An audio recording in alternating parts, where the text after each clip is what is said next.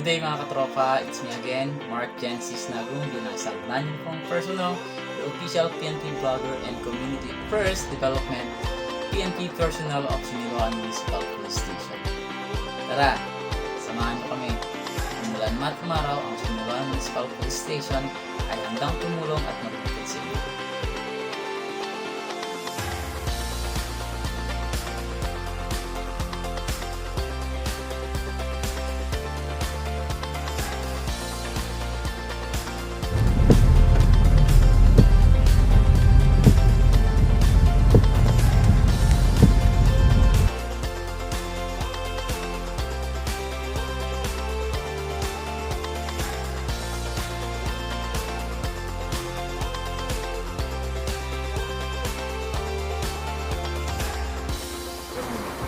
Dito po tayo ngayon sa palengke, sa public market, Siniloan.